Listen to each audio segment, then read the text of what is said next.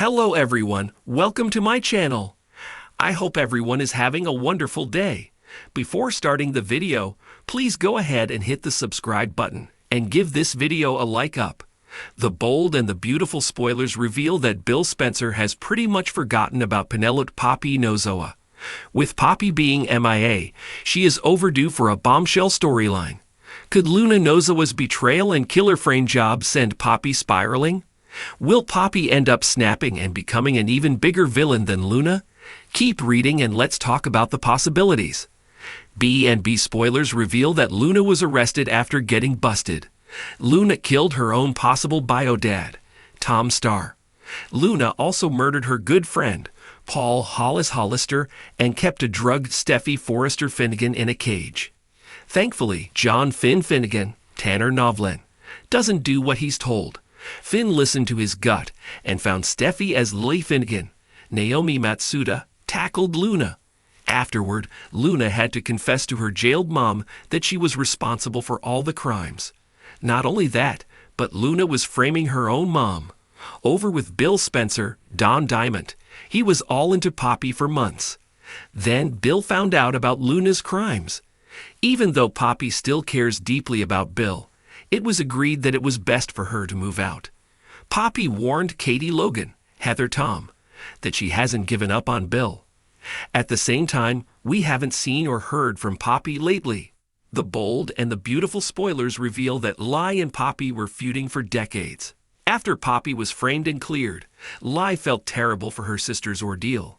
Poppy ended up staying with Lai. However, each time Lai talks about Luna, it isn't with shock, horror, or even sadness. It's disgust and contempt. So even if Luna gets mental health treatment and gets better, Lai will never forget about her sins. On the opposite end of the spectrum is Poppy. Despite Poppy's horror, she can't completely let go of Luna. After all, Luna is Poppy's child and her only one. So if Luna does seek treatment while in prison, I could totally see Poppy reaching out and trying to make sense of everything. Before that happens, it seems Poppy might go through a mental health crisis. Poppy has been out of sight for quite a while. When Poppy resurfaces, could she be completely off the rails? Could Poppy end up becoming an even worse villain than Luna? If so, Bill and Katie could be at risk, as well as Steffi. Poppy Grayson was always the heart of every room she entered. With a brilliant smile, designer outfits, and a charisma that could disarm the toughest crowds, she was the rising star in the world of fashion PR. But beneath the glamorous surface, few knew about the emotional scars she carried, especially the fragile relationship she had with Luna McAllister, her childhood best friend and business partner. For years, Poppy and Luna were an unbreakable team. They started from scratch, building their agency Lux Liaisons into one of the most sought-after PR firms in Los Angeles. Together, they built dreams, fought battles, and conquered every obstacle thrown their way. But that was before Luna's betrayal shattered Poppy's world, and her mental health along with it. The betrayal came on a deceptively normal Tuesday. Poppy was preparing for an exclusive gala hosted by a tech mogul, one of their firm's biggest clients, when Luna walked into her office, visibly uncomfortable. Her hands twisted nervously around her phone, as if she were holding onto a secret too big to contain. Poppy arched an eyebrow, half distracted by emails piling up on her computer. "What is it?" "You're acting weird." Luna hesitated. Then, with a deep breath, she dropped the bombshell. "I'm leaving Lux Liaisons, and I'm starting my own agency with Simon. Simon, their fiercest competitor, and the one man Poppy couldn't stand. He was ruthless, arrogant, and the epitome of everything their agency stood against. For a moment, Poppy was stunned into silence. Her heart raced as betrayal gnawed at her chest. With Simon, she whispered, the words sharp with disbelief. Luna avoided her gaze. I didn't know how to tell you. It just happened. It just happened." That was all Luna could say to justify years of friendship, loyalty, and trust unraveling in an instant. Poppy felt the ground shift beneath her, as if someone had pulled the rug from under her feet. The rage hit like a tidal wave. "How could you do this to me?" "To us," she spat, slamming her laptop shut with a force that made Luna flinch. We built this together, Luna." Luna's eyes filled with guilt, but her voice remained steady. "I needed to do this for myself, Poppy. I've been living in your shadow for years. I couldn't stay and keep pretending I was okay." For days after the confrontation, Poppy tried to keep it together, wearing the same dazzling smile she always did. But inside, she was spiraling. The betrayal wasn't just professional, it was personal. Luna knew about her abandonment issues, her struggles with anxiety, and how much Poppy relied on her emotionally. Losing Luna was like losing a lifeline. Poppy's mind raced with obsessive thoughts. What had she done wrong? Could she have seen the signs earlier? Her brain wouldn't stop spinning, like a broken record stuck on repeat. She drank too much at work events, avoided phone calls from her remaining clients, and spent nights staring at the ceiling, sleepless and numb. When the anxiety attacks came, they hit hard. Her chest tightened as if she were suffocating. It became harder to breathe, harder to control the tears that poured down her face without warning. One morning, she found herself sobbing on the floor of her apartment, clutching an old photo of her and Luna from the early days of Lux Liaisons. Her friends noticed the change quickly, how her energy faded, her emails became erratic, and she skipped meetings without warning. But the final snap came during the highly anticipated tech gala that Poppy had poured her soul into organizing. She arrived late, her hair disheveled and her lipstick smeared. Instead of delivering her usual polished presence, Poppy stumbled onto the stage to give a speech, visibly intoxicated. As she tried to introduce the keynote speaker, she slurred her words, knocking over a glass of champagne in the process. Gasps echoed throughout the venue, followed by awkward whispers and glances exchanged behind her back.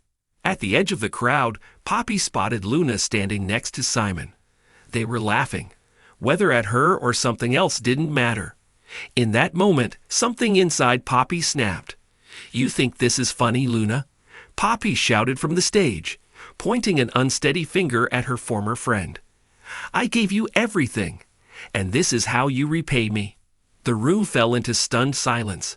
Someone from the event staff tried to escort Poppy off the stage, but she yanked her arm away, tears streaming down her face. "You stole my life, Luna. You broke me." Luna looked horrified, but before she could respond, Poppy stormed out of the gala, leaving a trail of whispered gossip in her wake. The next morning, Poppy woke up with a pounding headache and the crushing weight of humiliation. The gala disaster was already trending online. Articles speculated about her mental state, calling it a meltdown or public breakdown. She was mortified. Her phone buzzed incessantly with concerned texts and missed calls from friends and colleagues. But Poppy ignored them all. She spent the next week locked in her apartment, curtains drawn, avoiding the world. She didn't want to be seen, not like this. When Luna showed up at her door a few days later, Poppy almost didn't answer. But something inside her, perhaps the faintest glimmer of hope, made her turn the lock. Luna stood there, eyes swollen from crying. "I saw the videos. I'm so sorry, Poppy. I didn't realize how much I hurt you." Poppy folded her arms, her walls still up. "It's a bit late for that, don't you think?" Luna hesitated, then stepped closer. "You're right. I should have handled everything differently. I didn't know how to tell you what I was going through without feeling like a burden." The two women stood in silence for a moment, the weight of unspoken words hanging between them. Finally, Luna reached out, and to her own surprise, Poppy let her in. Over the next few months, Poppy slowly began to rebuild. She sought professional help, starting therapy sessions to process her emotions and learn coping strategies for her anxiety. It wasn't easy. Recovery never is, but little by little, she found her footing again. She also restructured Lux Liaisons, hiring new talent and setting firmer boundaries between work and personal life. Poppy realized she couldn't do everything on her own, and for the first time in years, she allowed herself to lean on others. Luna's betrayal still hurt, but with time, Poppy learned to forgive. Not just Luna, but herself. The friendship didn't return to what it once was, but they reached a tentative understanding. They both had wounds to heal, and forgiveness became a gift they gave each other in pieces, one conversation at a time. Months after the infamous gala incident, Poppy returned to the public eye, not with a glamorous relaunch party, but with a heartfelt post on social media. In her post, she shared her struggles with anxiety, betrayal, and the pressure to be perfect. She opened up about her therapy journey and encouraged others to seek help when life felt overwhelming. "It's okay to fall apart," she wrote. "What matters is that you get back up, no matter how long it takes." The response was overwhelming. Clients, friends, and even strangers flooded her inbox with messages of support. Poppy realized that by showing her vulnerability, she had become more powerful than ever. Her story was no longer about betrayal and loss. It was about resilience, growth, and the courage to start again. Because, as Poppy learned, being bold isn't about never breaking. It's about finding the strength to rebuild, piece by piece, until you're whole again.